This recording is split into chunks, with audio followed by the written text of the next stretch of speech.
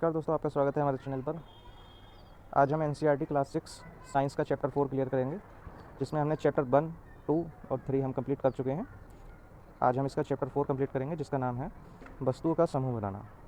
ठीक है, तो आइए देखते हैं कि इस चैप्टर 4 में क्या क्या दिया हुआ है। इस चैप्टर 4 में हम देख सकते हैं, इसमें हमें पूरा वस्तुओं के समूह बनाने के बारे में दिखाया गया होगा। जैसे ये पहले ही दिया हुआ है कि हम देख चुके हैं कि भोजन और वस्त्रों में बहुत अधिक विविधता होती है, जो कि हमने चैप्टर 1, 2 और 3 में पढ़ा था।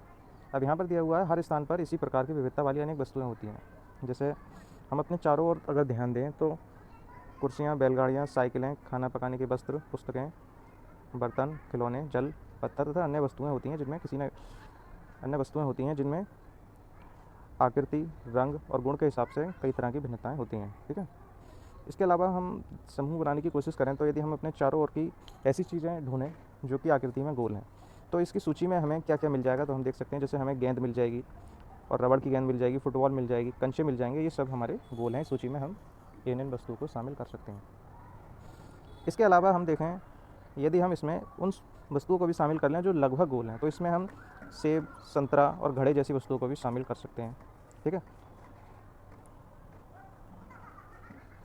यदि हम इसमें उन सब चीज़ों को भी जोड़ लें जो खाई जा सकती हैं, तो उसकी एक टेबल में हम, जो हमने चैप्टर 1 में सारी चीज़ें पढ़ी थी खाद्य पदार्थों की, उन सबको भी हम शामिल कर सकते हैं। ठीक है, अब जैसे हम यहाँ पर थोड़ा एग्जाम्पल दिया हुआ है कि जैसे यदि हम प्लास्टिक से बनी हुई वस्तुओं का समूह बनाएं, तो हम कौन कौन सी वस्तुओं को उसमें शामिल कर सकते हैं। जैसे हम बाल्टी शामिल कर सकते हैं, लंच बॉक्स, खिलौने, जल के पात्र, पाइप और इसी प्रकार की बहुत सी वस्तुओं को हम इस समूह में स्थान दे सकते हैं। ठीक है, उदाहरण के रूप में हम देख सकते हैं कि वस्तुओं के समूह बनाने के बहुत से ढंग होते हैं। ठीक है, उदाहरण के लिए हमने वस्तुओं को समूह में उनकी आकृति और जिस पदार्थ से वे बनी है उसके आधार पर उस समूह में उन्हें बांटा जाता है। जैसे हमने प्लास्टिक का यहाँ पर समूह बनाया, और एक समूह हम ऐसे ही बना सकते हैं आकार के हिसाब से, कि जैसे गोल वस्तु का एक समूह हमने बना लिया, एक चौकोर वस्तु का, इस तरह से हम समूह भी बना सकते हैं। ठीक है, अब हम यहाँ पर थोड़ा क्रियाकलाप बंद देख लेते हैं। जैसे क्रियाकलाप बंद में एक थोड़ी सी टेबल दी हुई है जिसमें हमें कुछ समझाया गया है, तो हम सीधे उसी टेबल पर आ जाते हैं। जैसे क्रियाकलाप बंद में ये टेबल दी हुई है कि जिसमें कुछ वस्तुएं दी हुई हैं और वे किस पदार्थ से बनी हुई हैं, इस बारे में दर्शाया गया है कि वो किस पदार्थ से बन सकती हैं। जैसे प्लेट है, थाली, खाने वाली थाली या प्लेट, नाश्ते वाली, जो भी आप समझ सकते हैं। ठीक है, तो ये हमारी इस्पात की, स्टील की बनी हो सकती है, कांच की भी हो सकती है और प्लास्टिक की भी हो सकती है। ठीक है, इतनी तरह की हो सकती हैं। कुछ और पदार्थ भी चलने लगे हैं जिनकी हो सकती हैं। ठीक है, अब हम पेन की बात करें, पेन प्लास्टिक का भी हो सकता है, धातु का भी हो सकता है, पेन कांच का भी हो सकता है। ठीक है, तो इतना हम देख सकते हैं। अब जैसे हम क्रियाकलाप 2 इसमें हम थोड़ी नज़र डालें, तो इसमें भी एक टेबल दी हुई है। इसमें थोड़ा टेबल इसमें डिफरेंट है कि जैसे इसमें कुछ पदार्थ दिए हुए हैं और उस पदार्थ से कितनी चीज़ें बनाई जा सकती हैं। ठीक है, जैसे हम लकड़ी को लें, तो लकड़ी से हम कौन कौन सी चीज़ें बना सकते हैं। जैसे लकड़ी से हम कुर्सी बना सकते हैं, मेज़ बना सकते हैं, हल बना सकते हैं खेत जोतने के लिए, बैलगाड़ी बना सकते हैं और कुछ पहिए भी बना सकते हैं बैलगाड़ी के लिए। और उसके अलावा भी बहुत सारी चीज़ें होती हैं जो हम सीढ़ी बना सकते हैं, कुछ भी बना सकते हैं लकड़ी की सहायता से, बहुत सारी चीज़ें होती हैं। अब दूसरे नंबर पर हम कागज़ देखते हैं कि कागज़ से हम क्या क्या बना सकते हैं।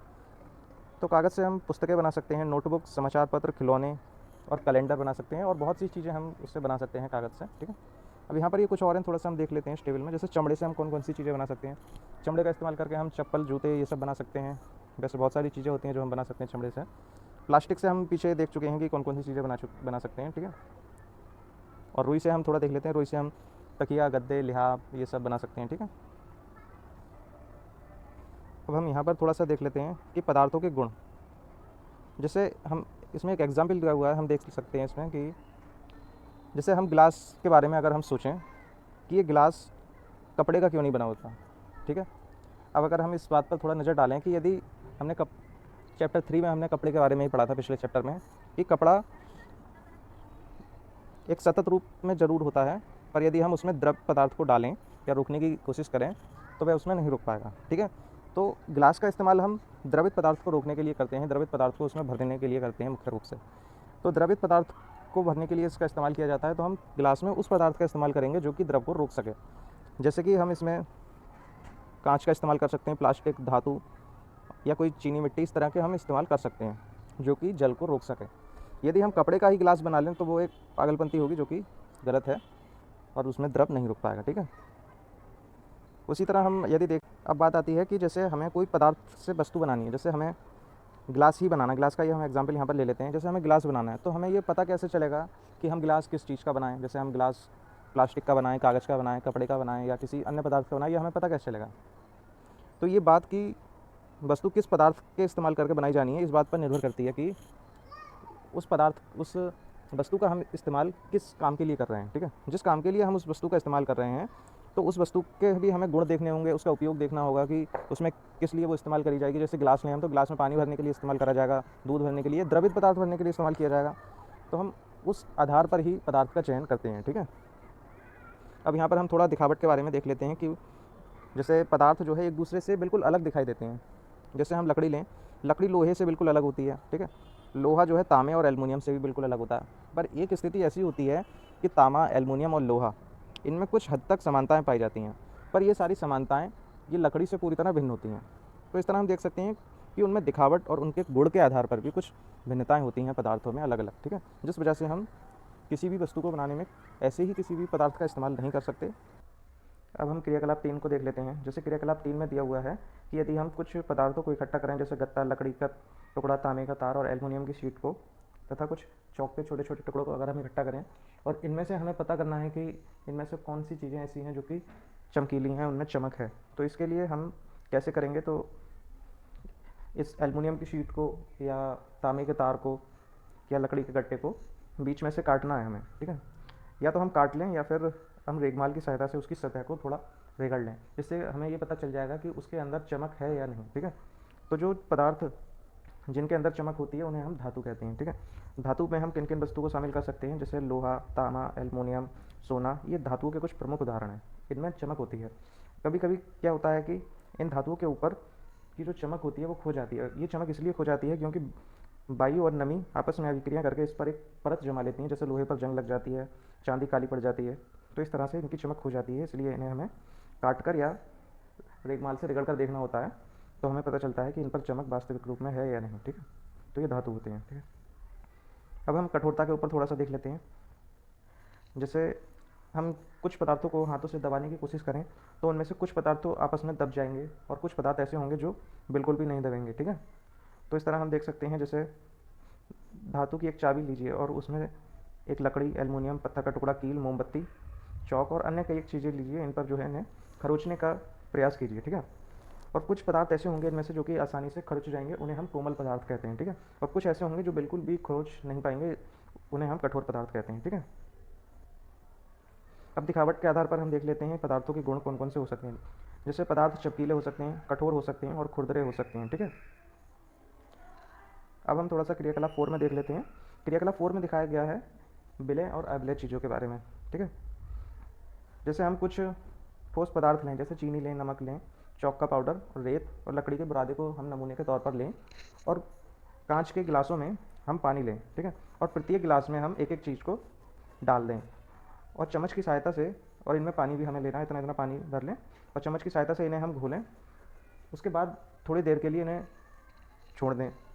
तो इनमें से कुछ पदार्थ तो ऐसे होंगे जो कि पूरी तरह इसमें घुल जाएंगे, और कुछ पदार्थ ऐसे होंगे जो घुलेंगे नहीं, या तो वो सतह पर आ जाएंगे या फिर धरती में नीचे बैठ जाएंगे। ठीक है, तो इनमें जो पदार्थ घुल जाएंगे वो तो विलय होंगे, और जो पदार्थ नहीं घुल पाएंगे उन्हें हम अविलय की श्रेणी में रखेंगे।